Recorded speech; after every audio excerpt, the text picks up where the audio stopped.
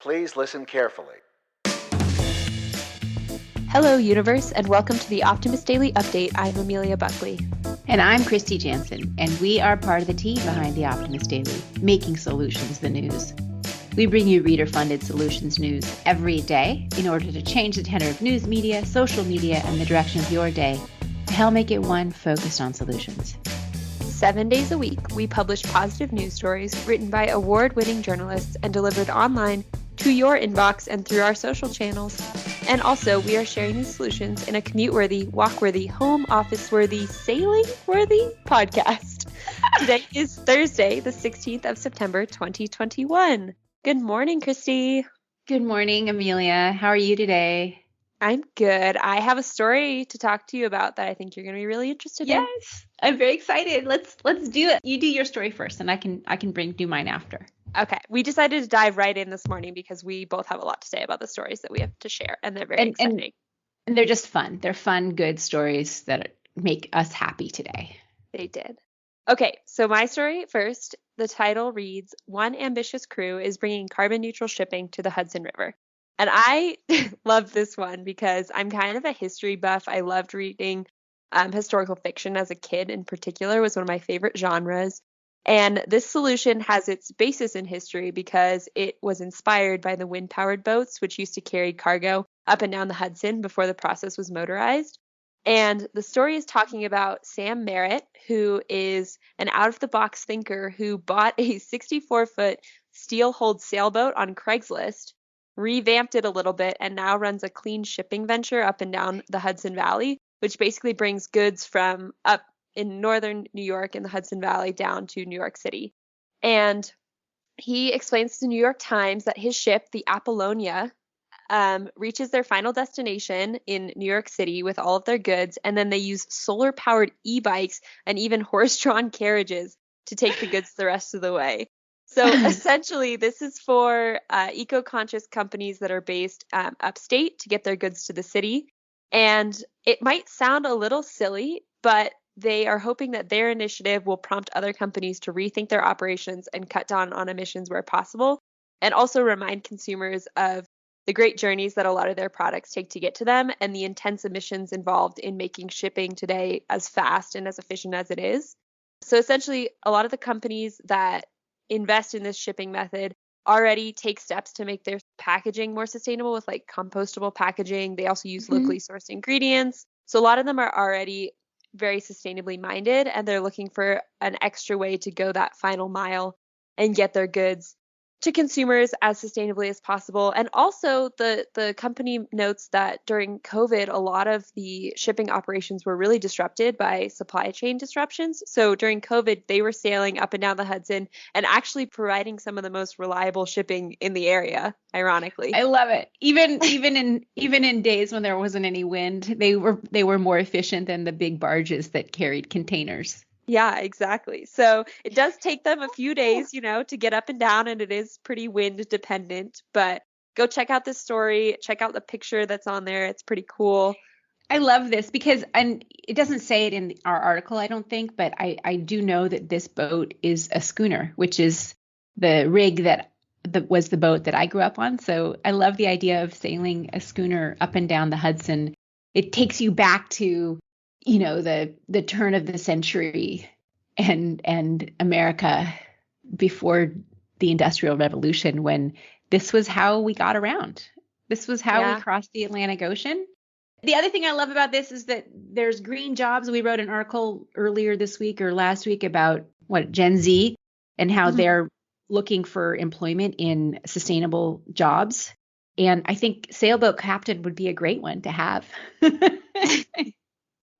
I do love writing, but if I could maybe sail a boat once a week for work, I would love it. Exactly.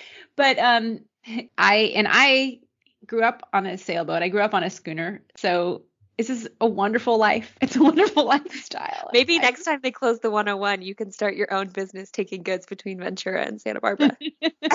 Well, actually, I did. When they did close the 101, I took a ferry, but I was offered a sailboat. That was how I got down from Santa Barbara to Ventura so that I could go see Hamilton in San Diego because I got tickets to Hamilton and San Diego, and it was like I took the ferry from Santa Barbara to Ventura, then I rented a car and I drove the rest of the way Oh because my the gosh. trains Wait, I weren't even didn't know running. you've seen Hamilton. Did you love it? Oh, I loved it. Yeah. So speaking of like revolutionary times and, America of yesteryear, yes, that was a fantastic experience. My sister saw it 2 weekends ago in San Francisco because she actually like won tickets. She entered a raffle for tickets Oh, and won like front row tickets to Hamilton. So her and my mom went and they loved it. yes, it's definitely an experience to enjoy, and I loved it. But Maybe I'll see it one day. They did reopen Broadway this week, they actually, did. officially. I saw that. Well, And in fact, right now, apparently tickets are really inexpensive for the first time in forever because people are still wary about going back into the theaters, which I don't blame them. But Hamilton reopened along with other big blockbusters on Broadway. that's so exciting. Well, what else is exciting and a little bit more Well, silly is your a little, story. yes. So my story also fits in with climate action and taking a bite out of it however you can. The headline reads, Moo Loo mitigates the climate impact of cattle with potty training. And you may have heard about this in other sources, but again, this is just an article that we loved.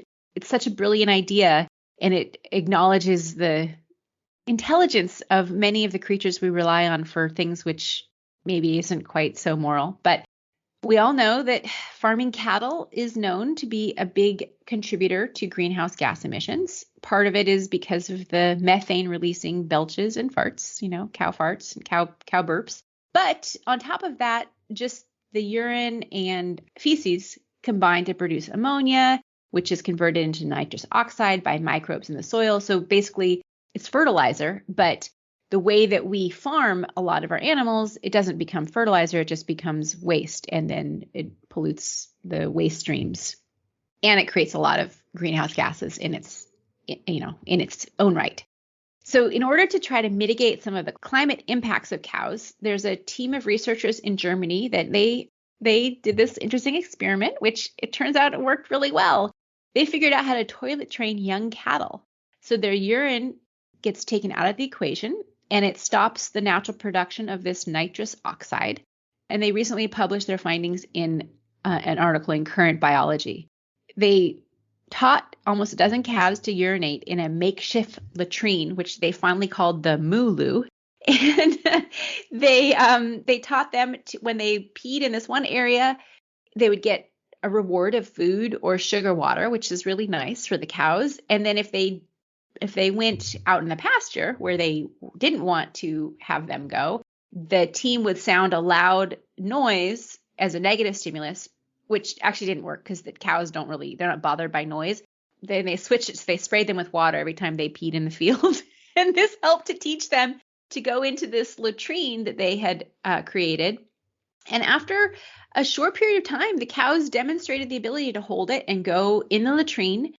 And they were even better at it than a small kid. So it's about like, the average young child has some success, but they have accidents all the time. These cows learned pretty quickly how to hold it and go do their business in the Moo Loo instead of out in the field.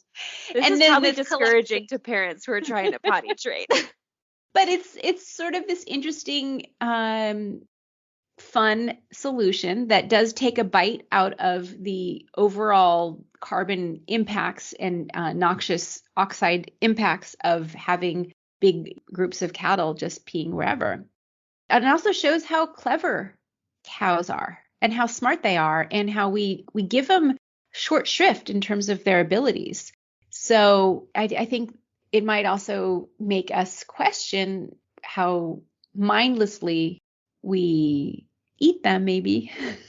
Not that that's what the point of this article is about, but these are sentient creatures that actually are quite smart, and we should acknowledge that when we think about all the things that they give to us, whether it's nutrition or leather, and acknowledge that and honor these animals. So anyway. Definitely. Also, I think what you're saying is that for Gen Z, cow potty trainer could be a job of the future. That could be another one. You can teach the cows where to pee. And I think, urine has pretty good benefits. You can use that to get the potassium out or the phosphate. What's the thing that's in urine that is really good Oh, for fertilizer? I don't remember, but we did have that story last week about how a French company was taking urine and turning it into a more sustainable fertilizer.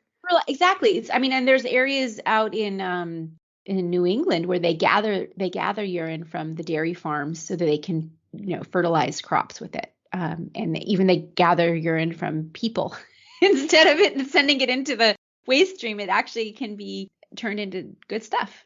Yes, it's rich in nitrogen and phosphorus. So that's what has been used for generations to help plants grow. You just have to figure out how to package it and apply it in a way that's not going to hurt anything else. But it'll get us off of the fossil fuel industry giving us nitrates, right? So Very true. Very true. All right, this is a little messy end of the show. There's a couple other really fun headlines on today's Optimist Daily. I'll read a couple of them. There's new research which links REM sleeping to dreaming and a healthy brain blood flow. It just talks about the importance of having that REM state sleep. Winter is coming. So here's some tips on how to protect your garden soil during the coldest months. There's a list of 12 Indigenous-owned sustainable businesses that we can all support with our dollars. There's a giant wind turbine that can be recycled at the end of its life. It's constructed in a way to deconstruct it at the end. What else, Amelia? We've got Lake Tahoe Ski Resort officially changes derogatory name. I like this one. This one's about the ski resort that I actually grew up skiing at, so I love that one. Beautiful bouquets, 2 places you should never put your cut flowers. Interesting. Alternative transportation is included in rent in this car-free community. That one's really cool. And the EPA moves to permanently protect Bristol Bay from mining operations. Habitat conservation up in Alaska. So thank you guys all for listening to the Optimist Daily update today. As always, we have more stories that you can check out on theoptimistdaily.com. But for now, we promise to continue to share positive, solution-based stories with ideas on how you can participate in changing the world and ensuring it's changed for the good. We promise to cover the current events with accuracy, legitimate sources, and offer you the information needed most to chart new paths for all of us. And if you are not already, please consider becoming an emissary on theoptimistdaily.com. And for just $5 a month or a bit more if you have the means, you can help support reader-funded independent journalism and be part of the solution-changing consciousness that addresses our world's biggest challenges with that problem-solving mindset. Please help us keep the Optimist Daily free for everyone who needs it, supported by those of us who can. Thanks so much for listening today, and we'll be back tomorrow with more solutions. Bye, guys.